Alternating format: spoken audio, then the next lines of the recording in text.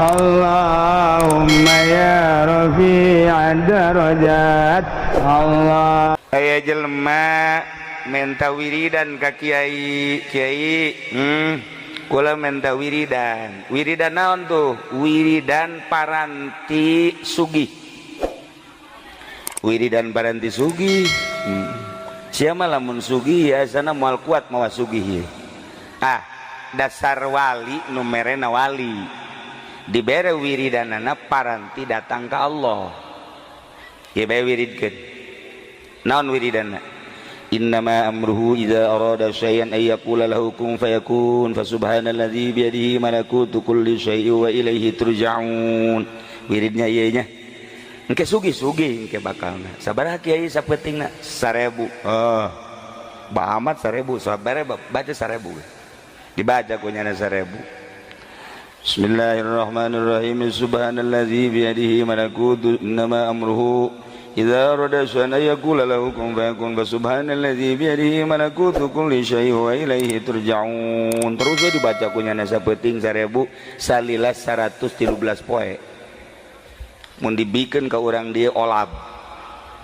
asana moal kuat urang dieu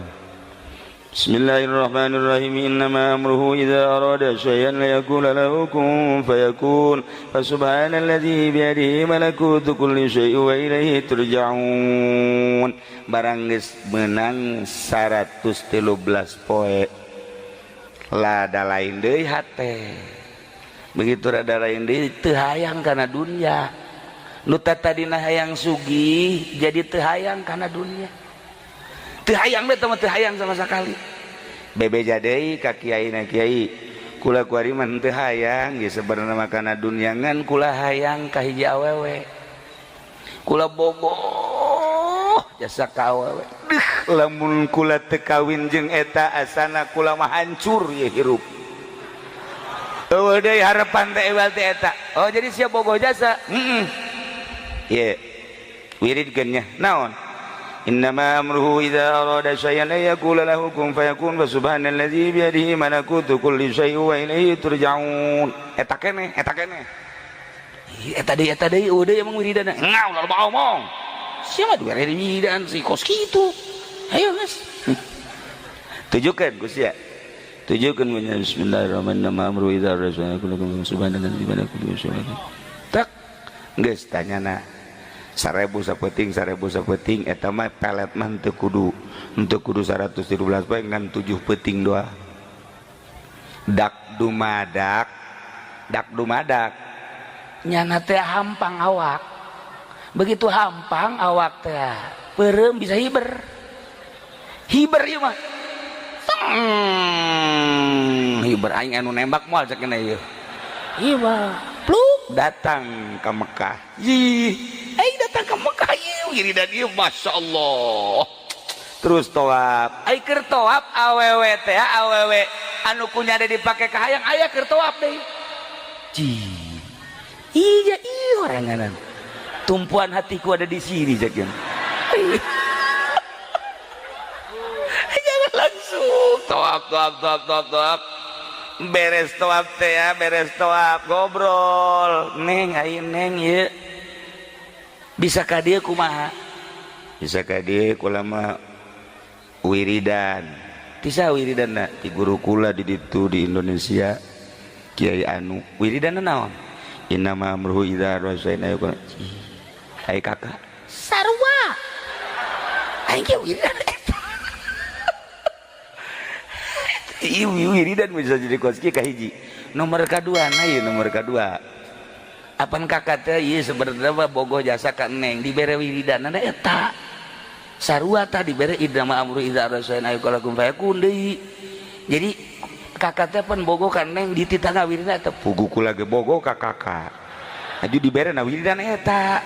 aju geus ieu kudu kumaha tuh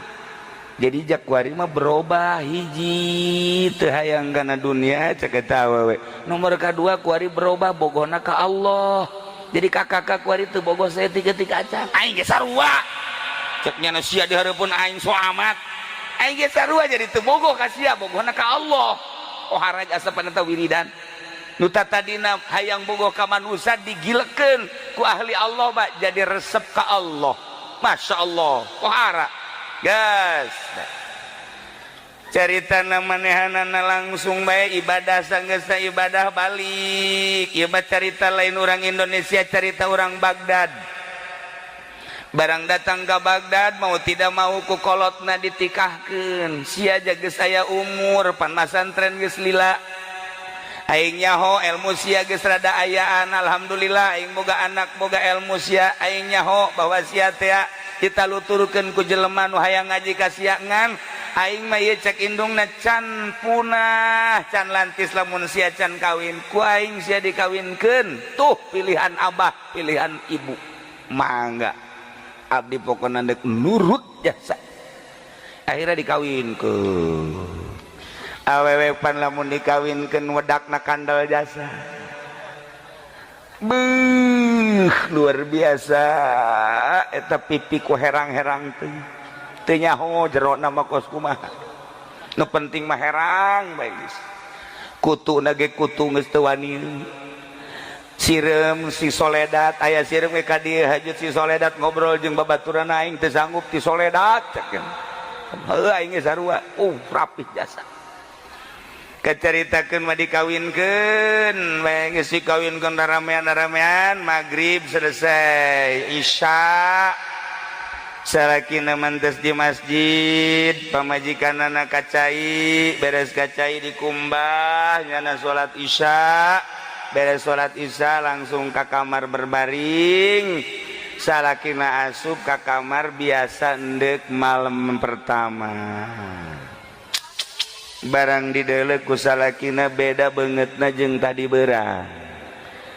beurang mah ku lesang-lesang teuing barang dideuleu di kamar bopeng bolode bopeng ieu beak ieu buek bopeng bopeng kabeh we sabeget bopeng bolode deus gede cinggir cek ngaran teh salah teh si dedegan aing ye ja tadi mah ku geulis teh ya ieu bopeng langsung pamajikanana Noel ka salakina biasa Noel biasa bae cak salakina teneng hampuranya kunaon ka kamar rada kurang deuleu jadi teu pati ka deuleu nanaon ge remeng-remeng hampuranya bungaheun jasa tah pamajikanna berarti aing bopeng teu ka deuleu ye bungaheun jasa alhamdulillah cek pamajikanna beuki pede bae nya di hareupeun salaki tadi teh berada ditutup-tutup barang ngadenge salaki kurang deuleu atuh dimrak-mrak teu ka deuleuan ieu isuk biasa ngobrol isukna biasa ngobrol terus ngobrol deui kak ai kakak kurang deuleu teh emang ti keur ieu apa kakara kuari-kuari ngadadak cek nyana keur ieu mah teu ngadadak aju kieu kakak ieu masyaallah cek nyana teh geus kieu meureun ti Gustina atulah ka geus nemah bae sebulan 2 bulan setahun tapi nyana dirahasiakeun bae ari maca Quran mah maca kitab jangan teu buta ieu tapi ka pamajikan masal deukeut bae ka pamajikan bubutaan malah leumpang ge mentara dari tungtun ka pamajikan mentara dari tungtun mitohana ge mitohana ngomong eta salaki sia emang sebenarnya rada kurang deuleu tan heueuh bah nyana rada kurang deuleu ti keur ieu apa anyar pas kawin bae bah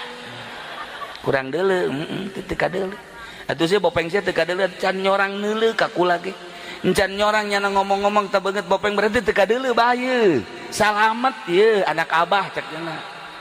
salamet geus bae terus datang ke boga anak 1 2 3 4 5 loba anakan tapi tetep bopeng tinggal bopeng tetep anakan geus loba nah nu jadi masalah kunaon ieu lalaki diangkat ku Gusti Allah nu tadina sakadar ahli ibadah naik jadi pangkat sholihin begitu terus manehanana nutupan ka pamajikanana diangkat deui jadi wali Allah ulah sambarangan eta teh ngabungakeun pamajikan lain kudu ku duit, ngabungakeun pamajikan teh lain kudu dibantuan ku tanaga. Ieu tah nutupan ka isin pamajikan ti kawin datang ka anak baranakan nyana tetep bae ngakuna kurang deuleu ku sebab nyana mipindingan ka isin pamajikan haju ditutupan ku salakina diangkat jadi wali Allah. Beuh eta pohara jasa kuat jasa eta santri. Kasep aya di nyana, gagah aya di nyana, pinter aya di nyana. Boga pamajikan bopeng tetep bae cek nyana lah ieu geus nasib di Gusti Allah. Dek dipimpiningan bae dek ditutupan diangkat jadi wali. Tah lamun ente yang jadi wali kawin ka nu jore. Asana ieu saminggu ge ditolak ku sia. Eta nutupan pamajikan lain lalagaan. Ya Allah ya Rabbi ditaekeun deui ku Gusti Allah, taekeun deui ku Gusti Allah. Bahkan indung bapa nama nyarita sia eta boga pamajikan betah. Alhamdulillah bah. Aja ieu moal dikukukeun moal. Ditanya moal hayang kawin jeung nu sejen moal bah. Kunaon emang? Kieu bah. Lantaran ieu kula mah hirup di dunia teh moal kebal jasa. Abah, ibu kula moal karbal. Isuk pageto bakal balik ke Allah. Nu dipikiran teh engke lain kuari lah sapira dunia. Kunaon eta bisa kos kitu? Hatena bersih jasa, bersih jasa datang ke pamajikan gitu nyahueun tah bahwa salaki teh ya asli dapat teu kurang deuleu teu nyahueun lantaran mipindingan pamajikan diangkat jadi wali. Ya Allah ya Rabbi tuh lumun kula ulun urang nyaritakeun dongeng-dongeng kos kitu tah nya babari orang jadi wali itu babari. Mun urang pamajikan kebenaran hideung ulah disebutkeun hideung ulah urang dikawinkeun menang kolot ieu pamajikan urang hideung sarua jeung kasrol lah kira-kira gitu teh hideung tetep bae urang teh ka pamajikan beus ya ku putih-putih teuing geus ngomong dua tah kos kitu bang. Emi pindingan ya Allah ya Rabbi Karim eta nomor hiji. Nomor kedua Imam Syafi'i boga murid senggeus teh manehanana bisa ngaji pohara jasa nya kasep nya bisa ngaji pan di Mesir maka rasep beda jeung di korelet di dieu. Di Mesir mah neangan anu jore neangan anu henteu geulis moal aya di dieu mah neangan nu geulis hese. Di Mesir mah gareulis jelema nyahona geulis lain dedeulean kula ieu bae nu kolot nya noel deui panjana ilu ke Mesir noel kiai geulis amat berarti dedeulana abnormal terlalu ai kolot haju neuleun geulis 18 tah mah berarti kan geus teu normal. Nah ieu Imam Syafi'i boga murid naon gitu pinter jasa ai prak dikawinkeun ku indung bapana jore jasa Masya Allah. Mun potongan bangsa urang mah geus moal anakan eueuh setrum setrum tapi nyana mah terus bae dilaksanakeun bae teu perkawinan dibawa ka imah babaturanna ngomong eta saha pamajikannya sia teu salah deuleu lain si aing mah hoka kasep sia jeung pinter sia kok boga pamajikan jore amat lain sut-sut situng aing mah nanya eta kunaon sih ku situ aing boga pamajikan jore kahareupna 10-20 tahun kahareup bakal berahasia tinggi dah rahasia naon ye deleukeun ku sia ge deleukeun sia boga pamajikan geulis aing boga pamajikan jore tapi aing geus nyaho dihareup bakal aya istimewa coba buktikeun bener bae 10 tahun 20 tahun hiji anakna kabeh jara di kiai. Nomor kedua karangan-karanganana loba jasa nyana ngomong berkat pamajikan jore aing bisa ngarang kitab sebab aing teu betah di kamar jadi aing ngarang bae aing lah daripada dia ke pamajikan hapeuk ceknya mending ngarang aing. Jadi ieu teh cenah boga anak eta mah di bujeng enggalna bae ceknya kucek geus beres. Tuh aing teh itu rahasia lah. Barang 20-30 tahun kapanggih deui jeung babaturanana ari eta kitab anu dur toko kitab karangan sa. Alhamdulillah karangan Simkuring. Ai itu anak anu nyeun pasantren dia tuh di ditu eta anak kaula alhamdulillah. Masyaallah. Rahasiana naon si eta bisa boga anak jadi di kiai haju karangan loba. Rahasiana pamajikan jore. Jadi aing geus teu betah jasa aing mah di kamar teh teu betah. Neule irung ya irung kos kitu. Mata kos gitu aju iya sungut jebleh gitu pan.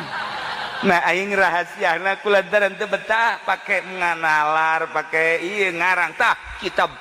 karangan-karangan aing loba eta teh berkat pamajikan aing jore tuh nu mantak di jero kateungeunah aya rahmat Allah. Geus lamun urang boga pamajikan jore asana ieu ye anu ngamotivasi ka aing bakal jadi wali aing. Tungtung nama kapa majikan teu bogoh jadi wali henteu. Urang mah rugi 12 teh tungtung nama. Nu jelas mah disadari ku Gusti Allah, disadari ku urang. Nah ieu maksudna kumaha?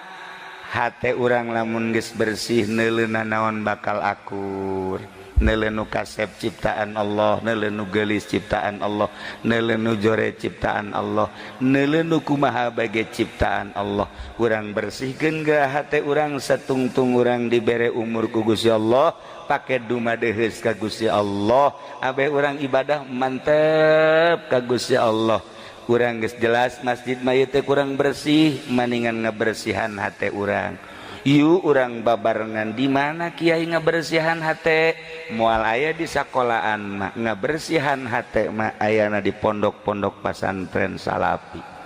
Ai kitu pondok pesantren modern salah teu salah sama sekali. Jang perbandingan mah jeung kemajuan negara tetap kudu aya pondok pesantren modern. Ketika urang endek nyaritakeun ka Allah ngabersihan batin saha bae di mana bae dunia urusanana pasti kembali ke pesantren salaf.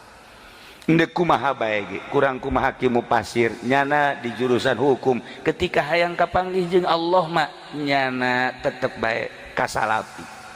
Di Garut aya seorang hakim deket ke pesantren gurukula didinya manehanana eureun jadi hakimna kurang kumaha hebatna manehanana kunaon endek ka Allah horenganan teu bisa make jalan eta.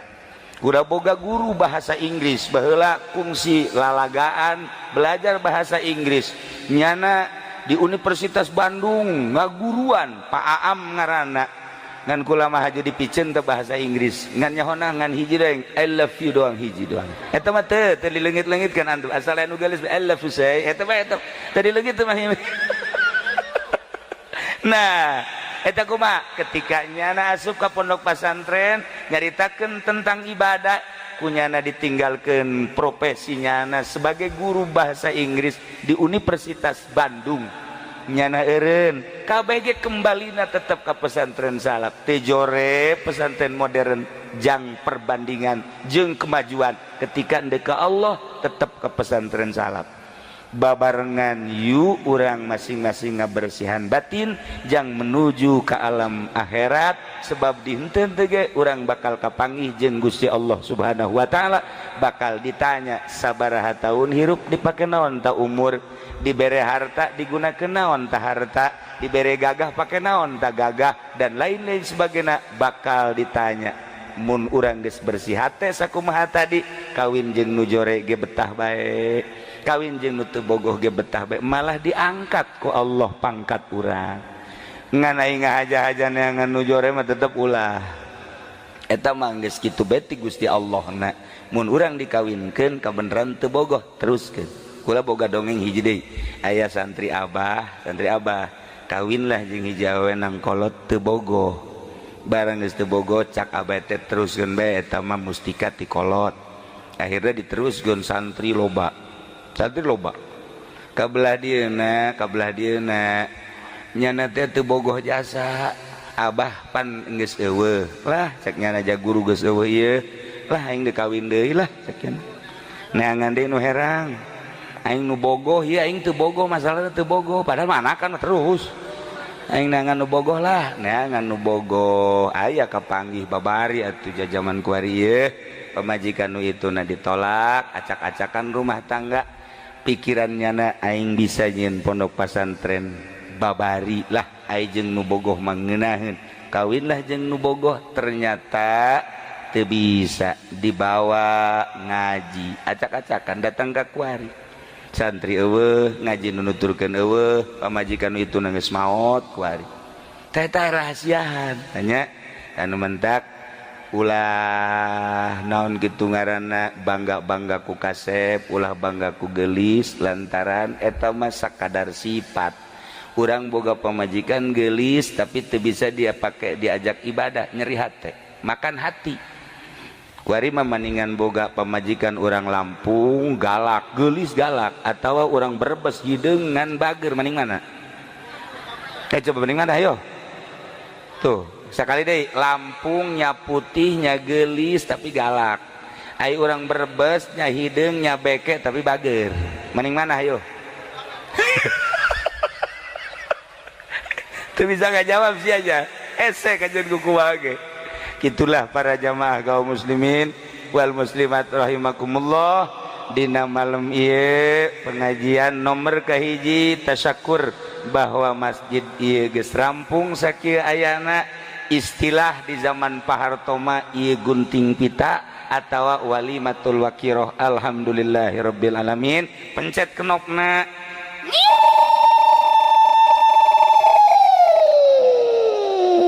ngiung lain nguing emang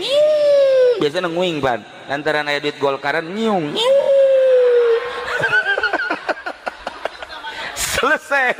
guntingna geus teu kudu make gunting je guntingna geus saper gunting besi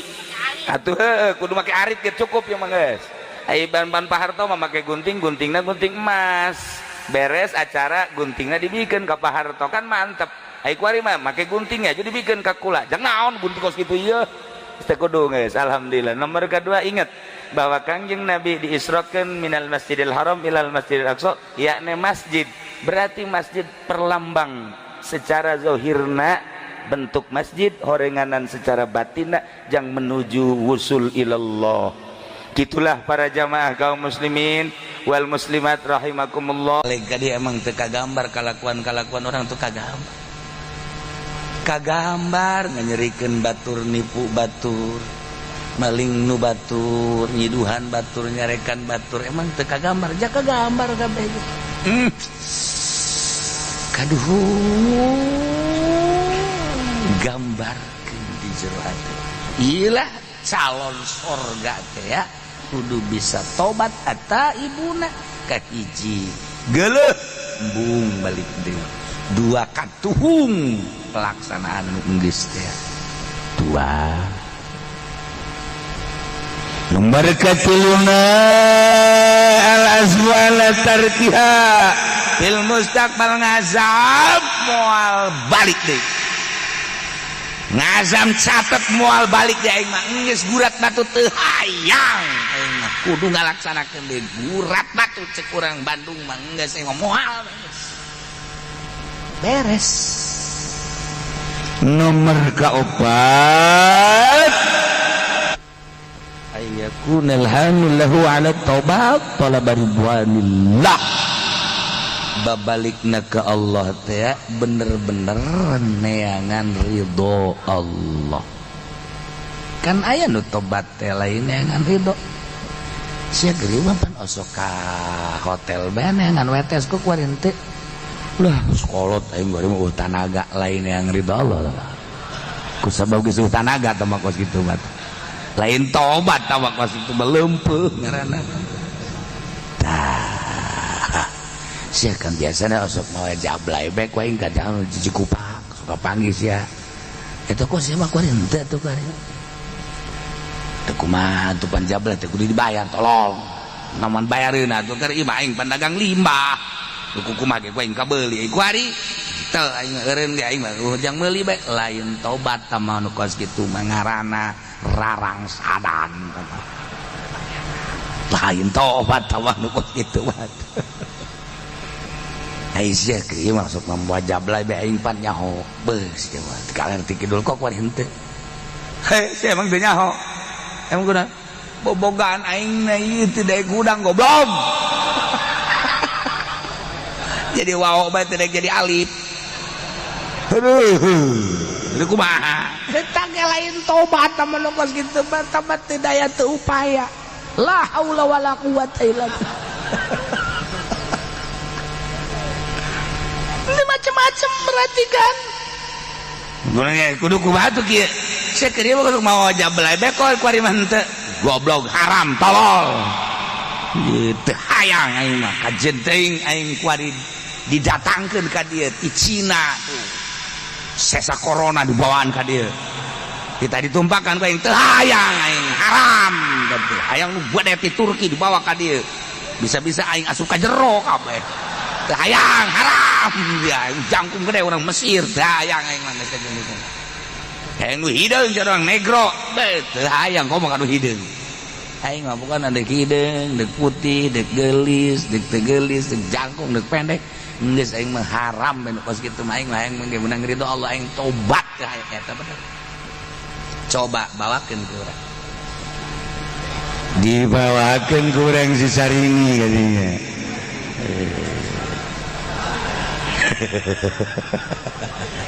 je caknya lumayan oke we masih kena di toilan kene mas goblok tomat bokos gitu tobat teu opat karak hatta itu ini jelas sama tobat teh ulah cara jelema nu ngalahirkeun kapan oh mah tobat wali deui tobat aduh nyeri wah sakampung nyaut kabeh nyeri aduh tobat wali deui borosot we kaluar geus beres 3 bulan reuneuh deui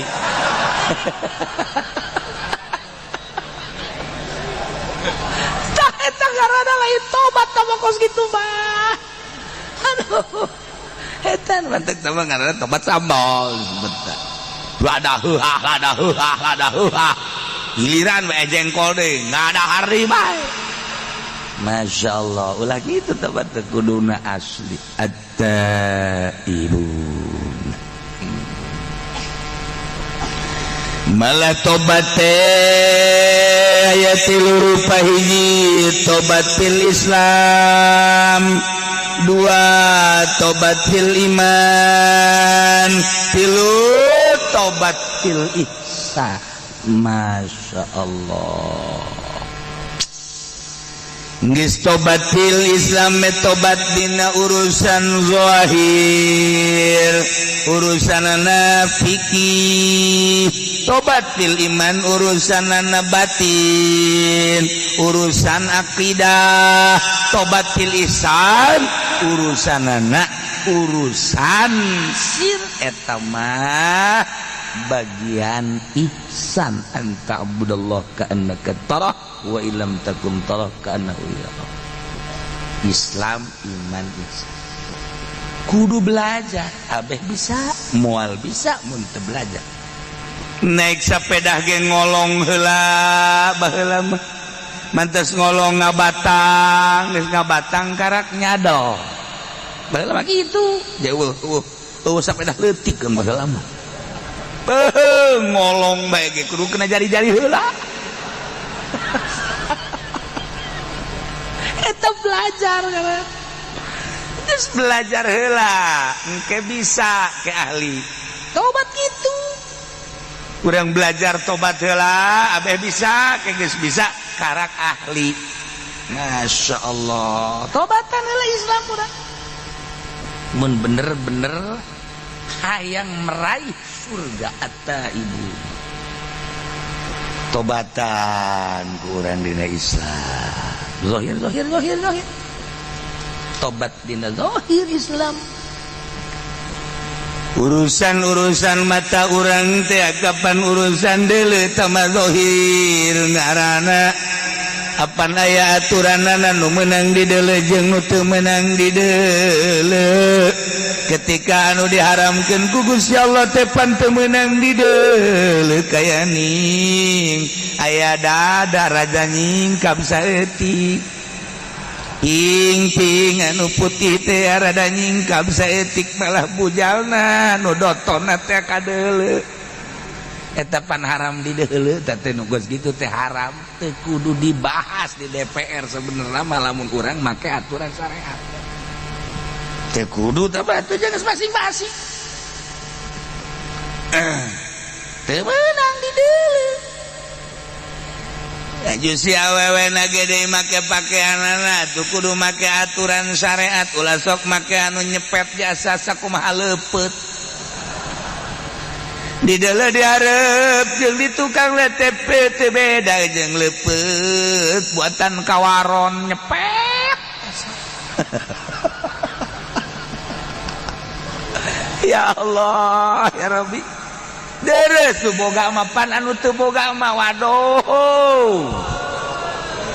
di luhur kadeuleu gunungna aya dua anu nyepet teh di handap apemna kadeuleu bebeulahna pada ngaran tangan teh kos kitu ngaran tah ulah kos kitu atuh make pakaianana geus we tuh urang mah make pakaianana kos barongsai sanu rek leuleuh. Nah, si hade mata, si hade celi, kade irung, kade lisan, kade leungeun, rugap-ragap, kade lengkah, zahir. Di samping eta wuduna, nu bener, salat nu bener, perzohiran. Ya Allah, ya Rabbi, tobat.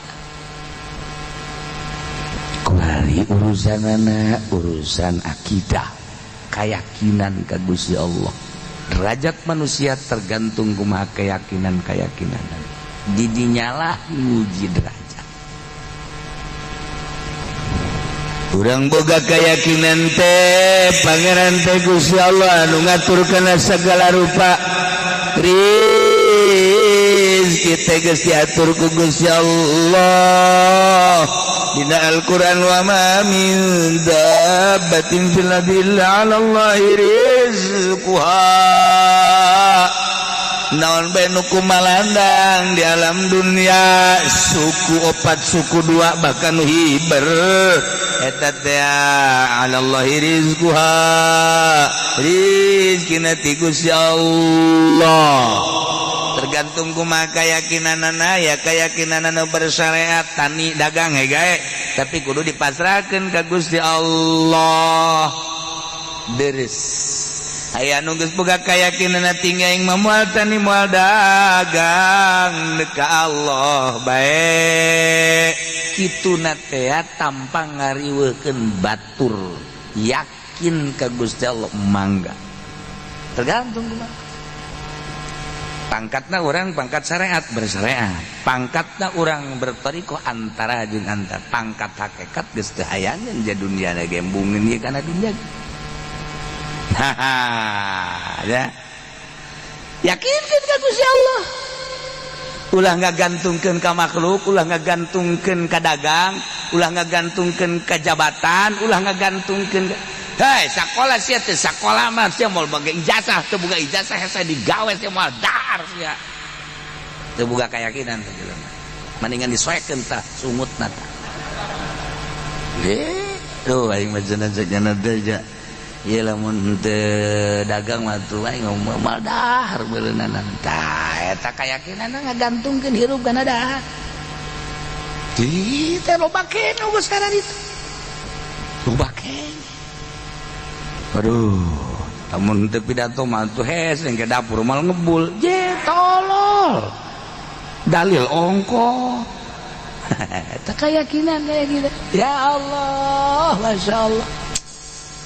Saya boga keyakinan tinggi mah kan gitu. Mang dagang. Maksudna iya teh mah bersyariat we, dia boga anak pamajikan urang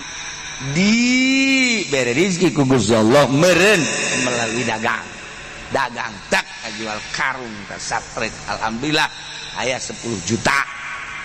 alhamdulillah oh hadza min fadli rabbi dah aya assalamualaikum salam aduh dulur kula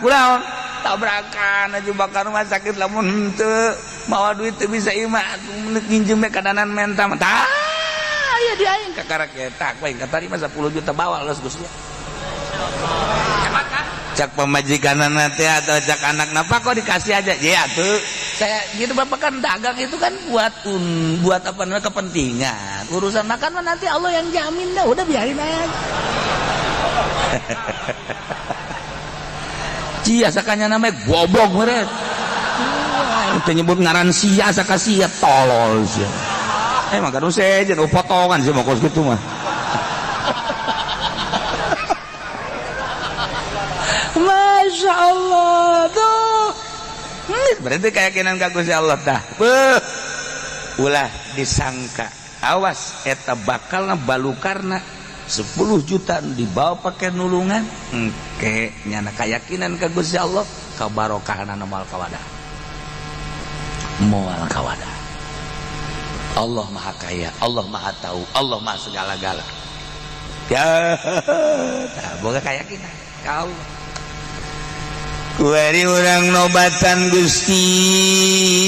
abdi teh teh boga keyakinan teh geuninganan epes rarasaan teh ngagantungkeun hirup teh ka pabrik ngagantungkeun hirup teh ka tani ngagantungkeun hirup teh ka dagang padahal mah dina Al-Qur'an wa 'alallahi rizquha teh nyaritakeun kieu jeung kituna langsung ti Gusti Allah nah berarti Gusti abdi teh aya kasalahan dina teh ka Gusti hampura eta kakarak perizkian encan segala rupa urusan urang teh ada kudak di peting barang udang poek dekat cai aya nu kulut terkeletrek we teu boga keyakinan dah lah aing daripada engke paeh neuleuh ka mangmang aing paeh neuleuh genderuwo lah aing mah mending ulah tahajud teu boga keyakinan da jelema pas kitu kudu ditobatan teh pas kitu kudu ditobatan borangan boro-boro titah di medan laga ngalawan kunti anak bae teu berani tobat berbagai-bagai dan berbagai-bagai urusan aku kuari goplah ibadah teh urang mah pinuh kuria we hayang kalem ku masyarakat hayang katangin ku anak incu we Gusti Allah teh eleh ku makhluk eta kapan tisa negarana encan lempeng geus tobatan eta carita global rincianna Masya Allah panjang kula osok ngajelaskeun jelas tobat teh dina Islam iman ihsan tobat sadaya-daya Gusti abdi teh nu Gusti teh tadina eueuh kuari aya diayakeun aku Gusti berarti abdi teh nu Gusti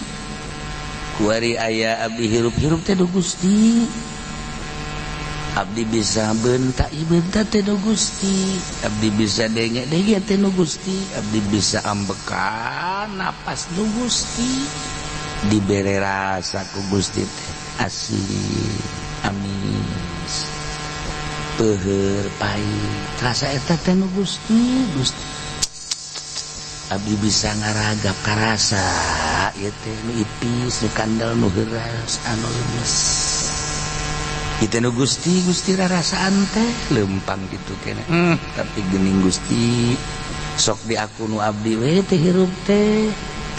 Gusti masih keneh di aku keneh we gua abdi mata nu abdi ceuli nu abdi kulantara di aku atuh ngagunakeun teh sakahayang abdi be dosa Gusti abdi padahal mata teh nu Gusti boga aturan ti Gusti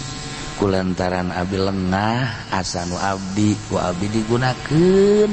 kumaha abdi bae hampura Gusti tina kasalahan mata abdi sok usulkeun ka Gusti ngaranna tobat cilik teh sanes abdi nu Gusti dititah didengekeun teh karena uraian-uraian kalam Gusti Al-Qur'an, hadis, fikih jeung sajabana. Tapi ku abdi teh dipake ngadekeun teh sakahayang abdi be jadi aku teh cili nu abdi padahal makan nu Gusti. Ieu mangan sakadar hak pake doang saperna mah boga aturan Gusti teh. Tapi ku abdi geus dilabrak we segala rupa teh asa nu abdi geus kumaha abdi. Gusti dosa abdi teh umur abdi teh geus 60 aya teh. Tibalik datang ke ayeuna teh ieu teh pengakuan abdi terhadap cili abdi teh ieu teh diaku we jeung sajabana kumaha abdi be Gusti. Mulai ayeuna mata abdi cili abdi terek dikagustikeun sesuai jeung aturanana hampura Gusti. Tobat ngaranna kos kitu tak ayo geura tobat ya Allah ya. Abdi Gusti baheula keur ngora ngaranna ge keur ngora Gusti diajak ibrag-ibragan ku babaturan teh kabeneran atuh fasilitas rada aya. Abdi teh pernah we bobogohan jeung si Ami harita teh Gusti can dikawin ku abdi teh tapi ku abdi teh diusapan teh lain sakadar diusapan malah mandi kekerewek ku abdi teh hajunya nadaekeun ongkoh deui. Gusti ieu teh meureun ka jurung ku nafsu teh we baheula teh Gusti Maha Uninga panghapuskeun Gusti dina tulisan malaikat abdi teh dosa moal Gusti balik deui ka urusan kasahampura Gusti be mun eta hadeun teh dihampura ku Gusti meureunana cukup jang ngojai di neraka urusan-urusan paharaman Gusti teh hampura Gusti. Terus minta hampura datang ka ceurik tobat teh datang ka ceurik iraha urang yang cerikan dosa iraha hayu tanya awak urang pernah urang ceurik yang cerikan dosa encan urang paling ngecerik ceurik aja ku bisa kurang ceurik sedih ada kelomaan itu bukan duit makanya ngikeren ini aduh sabrol-brol kudu ka rumah sakit bayar pidana gua nu kitu dijengcerikan goblok karena lah urang mah cerik teh kitu ada kurang aja cerik karung di bawah batur aing mah bagian di bawah ku batur na bedu nya hong ke bagian untung masih terus bebeja goblok. Urang teh pernah ciri-ciri. Satu. Rahat gara-gara mandi. Wudu, salat, Allahu Akbar. Shalat sunat li qadil hajat rakaatin Allahu Akbar. Beres. Ya Allah. Gusti alhamdulillah abdi teh masih keneh dibere umur ku Gusti dikeun ka ayeuna tur dibere sehat. Tapi Gusti nu karasa ku abdi ieu ti ngora datang ka ayeuna abdi teh can sesuai jeung aturan Gusti. Abdi ayeuna lamun teh amal Gusti ieu terus bae hirup seperti ki ibrag-ibragan jeung ahli-ahli maksiat. Meureunnanan abdi teh ieu teh bakal jadi areng neraka. Tah nu mantak abdi teh ayeuna teh ieu teh nyanggakeun sadaya-daya ka Gusti, ayeuna abdi teh bade tobat ka Gusti tidak sak kabeh dosa. Bumi ka langit teh luhur Gusti ieu teh we nu pernah ngitung-ngitung dina ayana kita teh urusanana urusan ahli palak tapi meureun dosa abdi teh lamun teh mah dibuktikeun nyundul ka langit inu abdi tapi Gusti bahkan Maha Hampura tataan ku urang dosa-dosa urang urusan-urusan baheula Gusti abdi bergaul di partai abdi teh baheula teh kungsi Gusti ilu ibrag-ibragan dina Golkar nyaho Golkar joret teh barang ngaji ka Cilongok bae horeng Golkar teh tolol goloon boloon age boloon ade nyaho PDI teh bener teh ngalaksanakeun horeng agamaan di jerona abdi teh baheula teh kungsi ka gusur-gusur di PDI abdi teh baheula teh kungsi ilu segala dipaan segala meureuneuneun teh duit teh balalener teh Gusti paingan teu bisa dibawa ibadah hampura Gusti kira-kira aya di nu gede mah abdi teh ieu teh tuh siapa sok juga lantur goblok keur tobat ulah Gusti hampura terduita abdi teh baheula teh pernah jadi nagarawan Gusti cak batur mah abdi teh kabag naon kabag ini nyaho ngaran teh rupa nah Gusti ngaran-ngaran abdi kepala bagian Gusti meureunanan duh eta teh anak buah teh tah salah letor ka abdi teh teu pisan teh abdi teh kudu setor ka bupati mah lain rahasia hampura Gusti mantak ngeunah teh jadi bupati teh eta teh kapan salah letor ka manehanana eta teh dianggap duit anu sunah nu wajibna mah lain eta emang aya nu sunah nu wajib sambalaya Gusti abdi teh baheula teh jadi polisi aduh berat jadi polisi teh Gusti tapi abdi barang jadi Kapolres harita teh ya Allah ya Rabbi kos di sorga hirup teh lantaran dihitung aya sabaraha polsek kapolsek teh kapan kudu setor ka abdi teh mentak diberean ku abdi teh kartu-kartu jang nyatetan motor anu katangkep teh naon teh ngaranna tilang sedengkeun abdi pan instruksi kapolsek sia mendek nilang deuk teh nu penting mah jatah aing sampai sakitu emang teh kitu-kitulah encan lapor-lapor kerjaan nu seje encan nu sejen kegiatan-kegiatan beuh amis jadi Kapolres mantap pada harayang ge jogok 100 200 300 400 juta mah jadi Kapolres teh atuh sabulan ge kapulangkeun dunungan tah emang kumaha gitu nah iyalah abdi Gusti baheula teh jadi Kapolres meureun kumaha mun jadi Kapolda cacak-cacak jadi Kapolres geus kos kitu nah yang meureun dosa Gusti abdi teh ya Allah ya Rabb Gusti hampura Gusti ulah kabawa ka akhirat tapi mun teh mah kudu dibalik-balikeun deui insyaallah abdi dibalik-balikeun deui ngan meureun teu kanyahoan nu sasahana ya mah geus ditobatan we Gusti abdi ceurik teh jadi polisi teh eureun jadi polisi ceurik ieu mah jadi polisi lain ceurik Pak siapa yang mau memperdayakan lagi ya saya kan masih muda tenaga masih kuat andai kata jadi satpam juga siap lagi saya goblok dikira eureunna meureun teu budak iraha tobatna sok tobat hatta ibunda masyaallah cik ahli usul fikih mata ibuna teh ajama kebenaran mu'arab bila lipi walam geus yufidul umum jadi atuh nobatan teh tina sakabeh dosa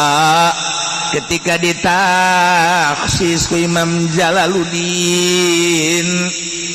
make tafsiranana minasyirki wan nifaki nah ieu teh berarti kan aya maksud tertentu padahal mah bahasa ata ibuna macet tadi ge ieu teh umum geus tina seluruh dosa digilekeun ku Imam Jalal minasyirki wan nifak kok kunaon eta tak eta urang teh ngaji teh teh kos kitu puyeng anu umum kok jadi ditaksis nah kulantaran anu tadi teh horeng geus diawali jelema anu tobat eta adalah al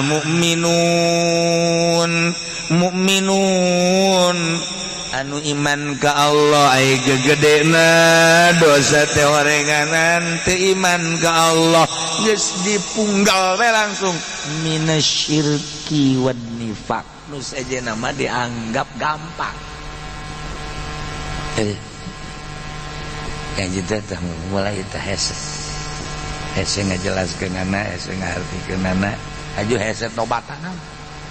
ya tobat teh emang babari gitu hese mana aduh barang ngaji tadi ka Cilongo kudu tobat urang teh geus karolo baheula teh hampura nya mana ka pamajikan disebutna mana aya nu mama belah dieu teh mama papa belah dieu baheula mah dewek dewek cek dieu nya dewek ya sia tapi indah itu baheulanya dewek teh si mana tapi indah daripada mamah papa bari itu jorongos ngomong nyebut mamah ngomong nyebut papa tapi ribut baheula mah tilok nyebut ngaran isin datang ka paeh hei ka dieu heula hei ka dieu sakadeung sia heuy ka itu ka itu pamajikan atuh heuy embung aing embung nyebut ngaran heuy ya Allah ya eta ku adab-adabna jelema baheula nyebut lagi heuy hei ka dieu saya pamajikan emang enak heuy ye pa heuy cek mah heulang meureun Gusti Allah kieu mana barang ngaji ka Cilongok teh nya urang kan bakal pararay atuh ieu mah hampur anya emang naon gitu baheula teh kan kungsi leungit kongkorongnya heeh atuh padahal kakak ge milu neangan eta teh pura-pura sebenarnya mah atuh kongkorong dijual ku kakak nu 20 gram teh padahal ku kakak bangun kesangan teh neangan eta mah taktik ieu mah pura aja ieu kakak aduh besi ke ka bawa ka akhirat ke mana ge neangan kakak deh ge di ditu geus dikuari bae mah blak-blakan eta teh hari tadi dijual ku kakak ya kakak keur bajidor nya bajidor geus ditobatan eta anu 20 gram mah hampura bae nya diridokeun atuh teh naon ka kula mah geus ridho ya sabarang ti geuring geus nyaho eta ku kakak emang nyaho emang siap ku bisa nyaho kula didukunkeun bener eta ya cek dukun teh jadi mah lain sasaha cenah atuh teh mah di Ciduhan dia liwat cek teh ditimpah mah komo biasana mah bukan ditimpah liwat di Ciduhan teh datang ieu mah lain di Ciduhan ge liwat atuh kakak meureun tah mah dukun bisaan mah goblok deui tah saya hampura eta di hampura ku neng geus masalah tah ku lagi hampura deh kak emang naon gitu atuh padu kula sok nyokotan duit di kantong kakak lok bebeja kakak hampur paingan aing sering leungit atuh geus geus hampurakeun bae geus geus hampurakeun geus nya kuari mah kieu bae ya banda-banda kakak nu neng banda-banda neng anu kakak jadi berarti urang siling bae geus lah geus ulah bebeja urang siling rido bae nya kak emang deuk pairah kitu kak bangun geus rada lain deui ieu tak eta teh geus pokona mah nu kakak besi kacokot ku neng teu kudu minta hampura kakak geus ngampura geus atuh kitu keneh neng teh lamun teu keur ieu mah kitu ngeunaeun nya hirup ieu mah barang geus teu gablegna naon karena kitu si neng dah tuh bener bae ngomong gitu jadi bawa cokoteun sial ka haji mah goblok ngomong gitu geus sarang sadan keur ieu ngomong mah wari batu jeung nu kakak nu neng naon kanjut doang aduh tapi kan geus blak-blakan ngaranna tobat nya tuh geus loba-loba dewe teh nya nu neng ku kakak gitu keneh nu kakak kan geus ayeuna mah urang silih hampura ulah gaya gantar kakait urang rumah tangga teh beureunan lah tinggal saling kadolengkeun deui bisi baheula kakak saha kadua gaplok itu ge hampura tuh kata tanda naga ayat tadi dia tah naon eta urang tampilin ku kakak pita geus ulah loba omong atuh ngan ieu bae kula asal ngaca bae sedih perasaan asal ngaca sedih ku mamek teh senari teh kakak ampura geus atuh geus ampurakeun ngeunaheun tah plong-plongan hirup urusan muasyarah muamalahna hampura plong ngeunaheun ge bakal jadi urusan jeung pemajikan urusan jeung tetangga urusan jeung dulur hampuraan kemudian orang urusan syariat urusan itu iman keyakinan kumo datang ka ihsan mah geus ka Gusti Allah jadi penting teh kieu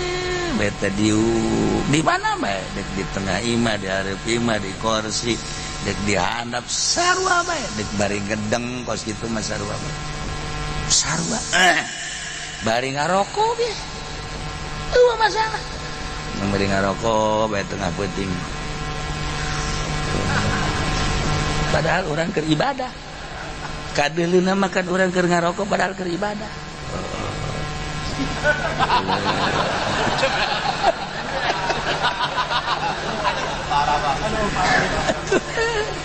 ya Allah rokok lisong kiamat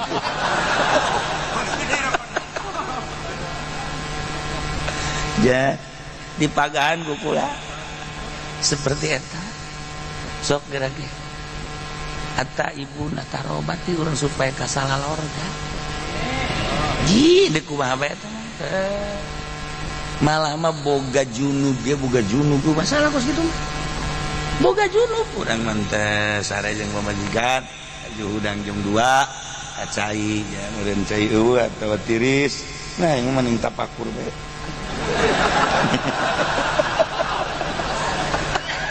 siapa di bejaan goblok bener kita mah bari ngarokok orenganan keur neangan tanaga deui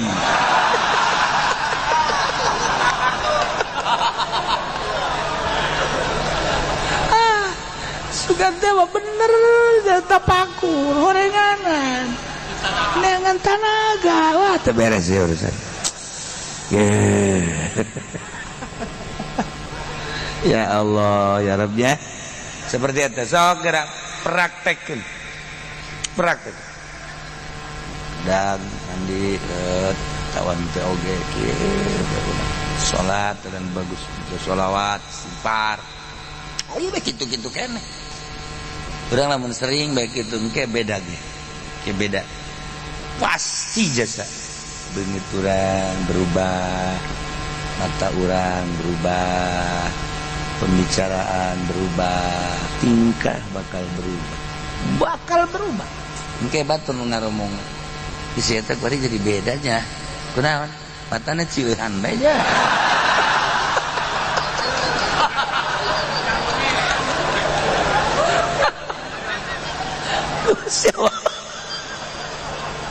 Masya Allah nya saya ngomong kuari jadi lemes mata naga sayup jeung kadirina sinaran jahe aya naonnya manehna bisa kos kitunya aja loyog karena ibadah karena berjamaah loyog sorangan kena mawa ya Allah komo lamun dantang ka dibere rasa ku Gusti Allah kehadiran Allah wah geus hese nyaritakeun ikan hese ge ngahadirkeun rasa hadir babarengan jeung Allah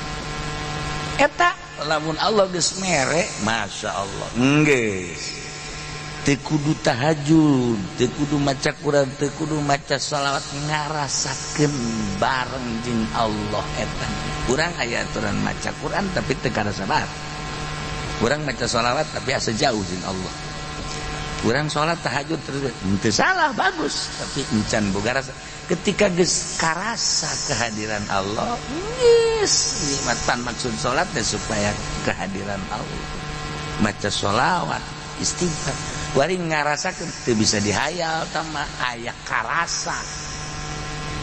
luhur tama geus luhur teu saha lamun Allah geus mere geus kitu beda geus rarasa ngegeser karesepna bakal ngegeser lamun geus boga karasa kos kitu karesepna ngegeser karesep kana dunia teu pasti ke akhirat karesepna ka makhluk teu pasti teu pati resep ka hiji Allah digeser ke ku Gusti Allah ngageser sorak jadi sabodohan bakal itu tina tobat taibun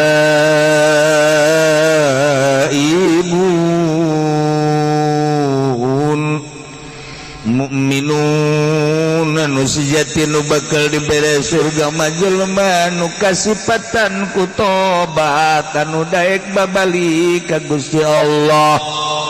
tobat terutama minasyiriki wa nifaq tina syirik jeung nifaq kabla ditumatina segala rupa permaksiatan ditobatan asal ti Allah bakal balik ka Allah ketika orang geus bisa tobat babalik ka Allah teh ngeunaheun bakal ditanya ku Gusti Allah pan geus tobat segala rupa teh sedengkeun Allah narima kana tobatna hampang nu berat ge urang asal ti Allah kuari bakal balik ka Allah ketika balik ka Allah loba hal-hal kasalahan anu can ditobatan ancaman Gusti Allah neraka naudzubillah min dzalik tobat masih dibere kesempatan urang kuari tobat anu mentek tobat anu paling hese mah iklanna nyabutna hai baheula mah kerja di PNS can tobat lantaran nyana keur menikmati gawena barang kuari eureun karak tobat gampang tamah nu hese ge ketika nyana jadi PNS kemudian nyana korupsi tah tobat tina korupsi ikhlas nyabut tina pangtobatanana dah lamun teh amat teu bisa kudu datang ka eureun nyana jadi PNS mah ini menjadi ladang kejahatan berarti teu bisa ya lamun teu korupsi lantaran ieu mah kudu korupsi berjamaah aing teu korupsi teh ieu teh cilaka bakal rangsadan kabehan moal beres ieu urusan anak berarti ieu ke ladang korupsi teh kos kieu teh aing berarti kudu menghindar sedengkeun lamun di dieu bae terus bae korupsi wajib menghindar eureun jadi pagawe eta nu hese aja kuari mah kudu berjamaah zaman Pak Harto korupsi masih kene make tanda tangan zaman Megawati masih kene make kursi kuari mah jeung meja-mejana wabe korupsi ya lamun ditataan kuari emang batu ambal aya korupsi merigak bulu orang nyaritakeun perkorupsian kuari di negara janyana anu ngajelas-jelaskeun anak urang masa kadar macaan dibere henteu nyaho kabar bae ayo triliunan eta diteruskeun lalakon kos kitu atuh mangga bae eta kapan nu bahayana kan duit rakyat duit urang kabehan engke anu bakal demo di akhirat teh urang kabehan bupati naik seren cak urang teh emang kurang duit aing punyana kabeh dikenyot disesep punyana sakabupaten Tangerang kabeh demo deuk kumaha gitu jak urang ngarasa kapaling kabeh pan dika diberitakeun kan ku malaikat inilah bupati Kabupaten Tangerang selama sekian menjabat dah ada uang-uang yang diselundupkan melalui ketek melalui hidung nah duit rakyat dilihatkan nah hasil daripada rakyat sekian kemudian disalahgunakan sekian orang kan nyau ganyang mangku bah gitu aing ngajelaskeun ge abes yang ngarti goblok jadi kitu-kitu gitu ngarti bae heran padahal bener bae meureun emang cenah bupati korupsi aya tuh henteu bantengan mal aya kan sieun bang aing tegep ngomong kos gitu punya ho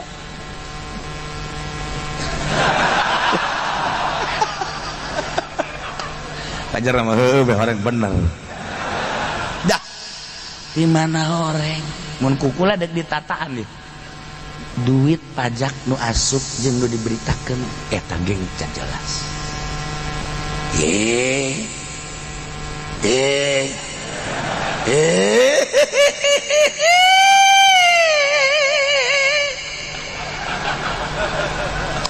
iya mah keur nyaritakeun tobat ente dicaritakeun gitu ulah ngeunah nanya ulah ngeunah ieu keur carita eta sia ge sarua ieu keur nyarita sasaurang mah eta heula kos kitu bener catetanana aya sabaraha teh APBD teh nu diberitakeun jeung pendapatan eta teh teu real nya sia real tah nyaho keneh bae ngresep jeung nu bodoh kieu ye eta kan kudu tobatan urang jadi lurah di camat nu lain hakna aja dicokot eta kan kudu tobatan ieu kan deuk hayang ka sorga eta ibuna deres tamah jabatan anu memang ladang korupsi korupsieun pimalingen jeung memang ngajurusna teh ngajurus kana pinarakaeun jelas tamah apan ieu mah dagang anu ngabohong bae nu teureun tinggung ora datang ka ayeuna ngabohong datang ka ayeuna can ditobatan paan eta teh anu dirugikeunana meureun sabaraha puluh sabaraha ratus konsumen atupan eta ge meureunna nanjang nyelap-nyelapkeun seuneu dicili di irung mah geus loba sakitu ge eta ge deres keneh dagang ieu mah pan kiai duit sholawat nu kudu dibagikeun teh tetep bae kunyana dicokot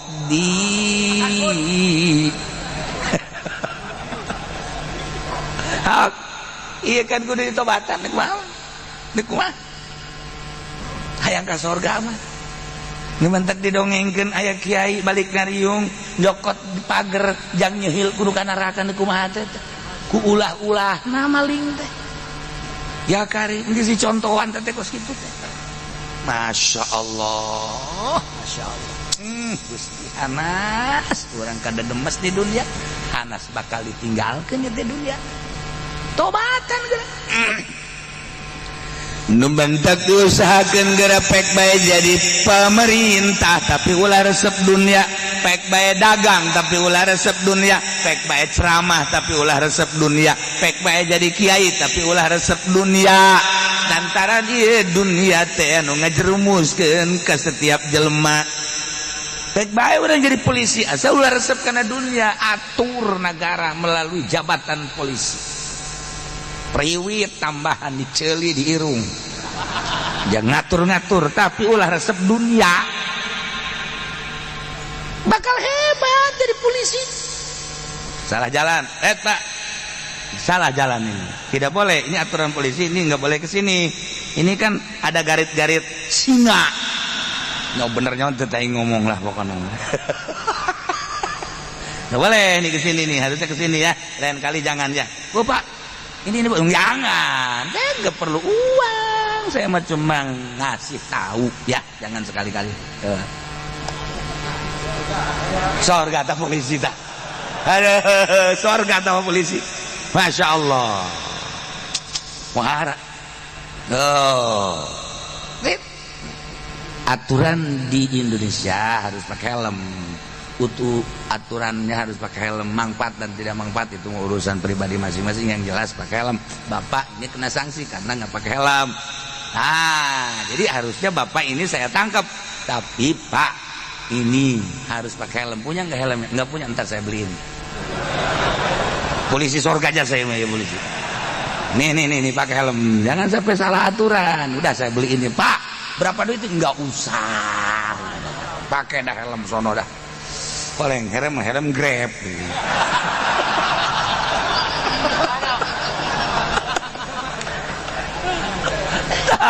jadi polisi di surgaeun ya Allah ya Rabb hebat itu polisi ya anu naik motor tiluan ditangkap ku polisi boleh bertiga. Pas saya mau ke Cilongok, ngapain? Saya mau ngaji ke sana. Bohong kamu. Iya bener Pak, saya mau ngaji. Itu pakai kain saya. Padahal mah hentenya nggak bohong. Bener kamu mau ngaji ke Cilongok? Iya. Nah kalau bener mau ngaji udah aman lah. Sorga dah polisi. Jangan laporan kula ditangkap Kiai. Ayo kula bebejan dekat dia padahal mah tadi moal aja nama kadieu bebejan. Aja sia aku polisi itu diamankan ke polisi. Polisi na ngaranna sahebat amat eta polisi. Ih atuh sorga teh. Loba urang lamun endek mah jabatan polisi atuh pake ya polisi lamun polisi deuk sanu ngatur di jalan. Lamun polisi deuk sanu ngatur untung aya polisi pake ka sorga jabatan polisi. TNI lamun TNI aduh kumaha ieu nagara acak-acakan atuh. Mantak wajib gadirikan TNI jang pengamanan garda. Nah asal dipakai bener demi bangsa jeung negara. Iya teman itu salah ya sebenarnya jadi polisi ya di tentara pek baik asal lu bener sakitu hungku. Orang kuari lain negara Islam tetapi kan aya hakim teh make aturan HAM. Urang kuari boga masalah. Nah, kuari boga masalah diajukan kan hakim. Selama hakim sanajan lain di negara Islam, akur jeung agama, boleh urang tak ke hakim eta. Tapi lamun geus teu akur jeung aturan agama teu meunang. Tinggal kitu we sanajan cicing di negara lain negara syariat, negarana negara demokrasi, tapi nyana make aturan syariat memutuskan hukum lah pake. Ketika nyana teu make aturan syariat ulah tinggal kitu doang. Tinggal gitu doang bisa ya aturannya dina pikih teu hese jasa teu hese ngomong ngadengekeun mah bari hitut los babari sebenarnya asal urang nyaho Masya Allah urang bari urusan tolak bari tolak tilu ieu bain kubro kan menurut agama usul kuari ka hakim ku hakim dijadikan tolak tilu jadi hiji tak eta salah hakim ulah dipake. Ketika cak hakim tilu berarti bain barin kubro pake bener kan tinggal sanajan cicing di negara demokrasi make aturan hak asasi manusia tapi memutuskan hukum sesuai dengan aturan fikih ya syariat pake. Ketika nya henteu make aturan syariat ulah dipake geus bae atuh putusanana tilu jadi hiji balik deui ka kiai Pak Kiai hah ieu tilu kok jadi hiji ye teu bisa ngitung bener teh hakim. Bejakin ini tuh satu aku sayang ibu, dua aku sayang tiga satu dua tiga hakim goblok gitu atuh. Aing sok resep dia tungtung nama. Nah iya maksudnya ya tah ulah kaget orang di negara demokrasi geus diatur dina fikih. Walau kana di ditu bahasana lamun terjadi walau kana putusan hukum lain di negara syariat geus aya di fikihna sesuai ente jeung aturan fikih sesuai pake henteu sesuai ulah tinggal kitu bae. Paroid urang urusan paroid terus ka negara cak negara anak angkat menang kan anak angkat mah lain-lain deui anak angkat mah darahna ge darah batur. Angkat mah anak angkat bisa diurus doang tapi kan dikawin mun lawe bisa dikawin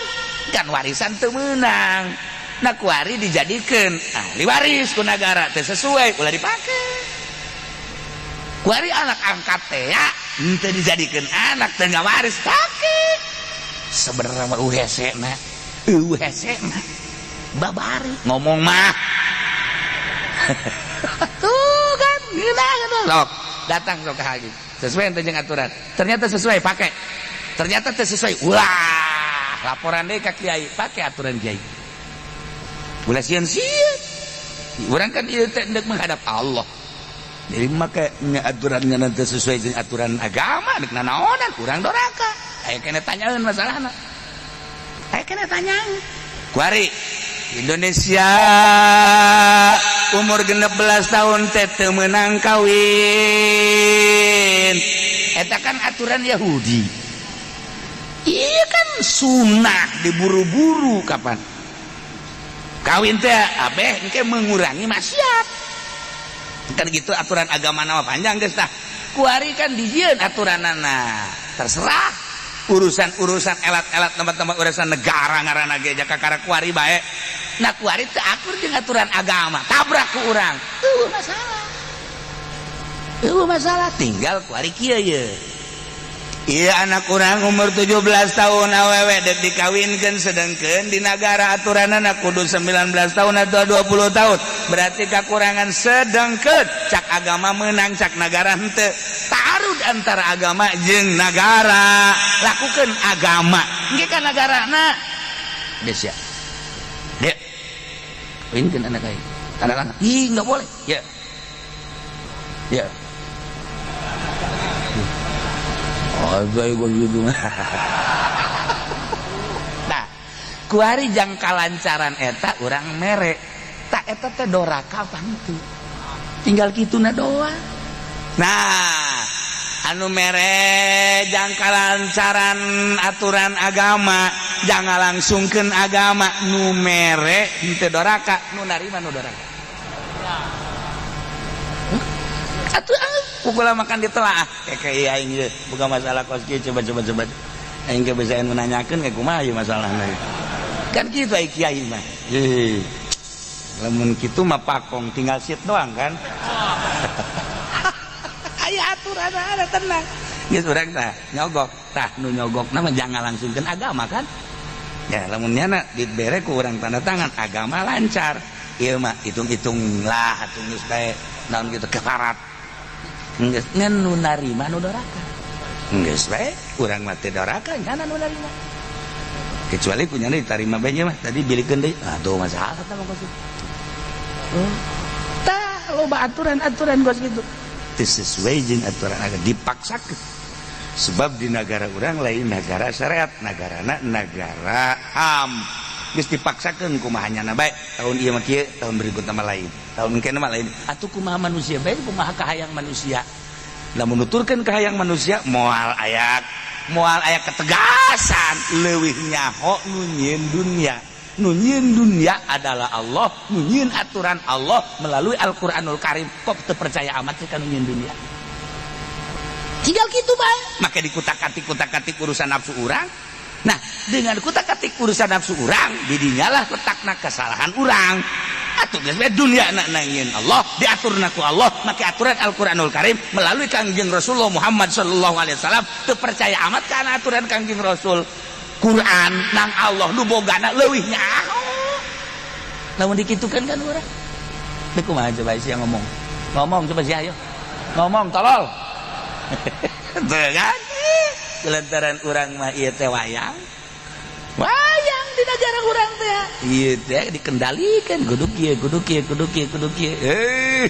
urusan Corolla bae kuari deui tah kamari kula ka rumah sakit bae ka ditu ka Siloam hese aturanana kudu didaftar disorot ka karak make stempel di dia make peneng cet jadi make peneng lain sepeda bae di penengan. Urusan ke rumah sakit baik bari kos kitu salah kitu mah ketertiban kebagusan meureunanan beusi ayat nu terjangkit beusi eta urusan syariat ya tapi kan lamun kuari datang ka Baitullah kosong deuk kumaha moal datang ka kosong mah moal kosong ti manusia malaikat mah tetep moal datang ka kosong geus aya jaminan di dituna ngan keyakinan anu eueuh keyakinan anu eueuh tetapi kan urusan ada di urusan politik kita kan teu luar di urusan mana ujung-ujungna ulah lamun ngabahas urusan corona ku hari bisa teu paham kabeh ternyata horeng ternyata wah geus acak-acak mantap merambah ke unggal negara nah timbul bae suuzon naudzubillah min dzalik gorenganan geus teu kudu dibahas sama kos kitu sebab eta ieu mah urusanna urusan waduh kelas lain kelas urang jadi perseteruan anu dahsyat ujung-ujungna mah atuh ieu mah pembunuhan anu geus teu berdaya dibunuh seperti ieu lah urang jadi suuzon kan nah makanya kesulitan kuari corona seperti eta timbulna apa ti hewan ti makanan liar, apakah memang ieu tina virus bom. Tapi ternyata nu disebar ke salah satu negara ku Amerika jenis coronana ku akur. Iyalah jadi pembahasan. Timbulkan sujud. Dah. Teu gua deui. Makana boga HP na. Ulah bujur bae. Mebujur bae jeung susu tarolol nya. Aing mah teu kudu make HP eta pokos kitu mah.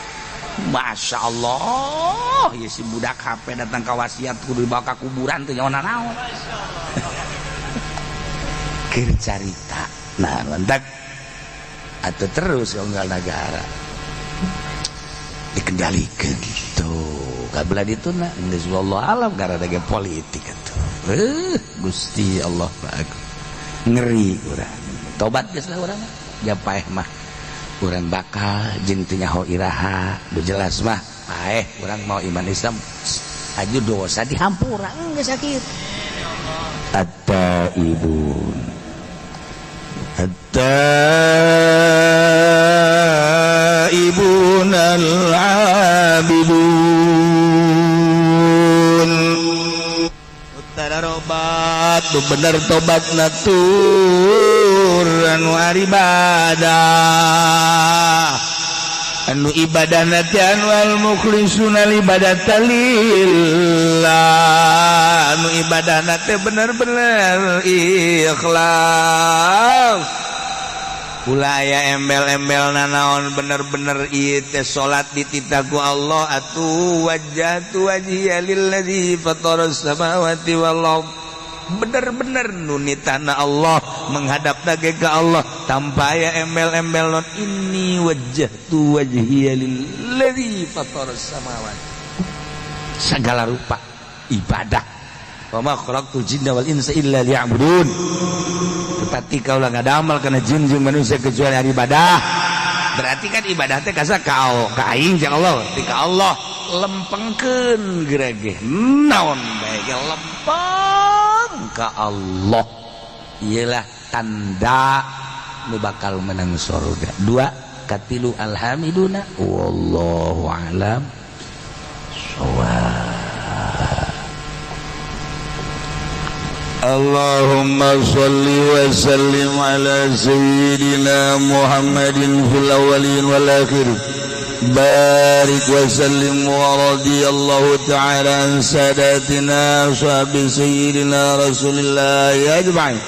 ya Allah ya rabbal alamin Allahumma hdina siratal mustaqim Allahumma hdina siratal mustaqim Allahumma hdina siratal mustaqim siratal ladzina an'amta 'alaihim minan nabiyyin wasiddiqin wasyuhada'i wassalihin wa hasuna ulaika rafiqa dzalikal fadlu minallahi wa kafaa billahi 'alima shalli wa sallim ala jami'il anbiya'i wal mursalin walhamdulillah.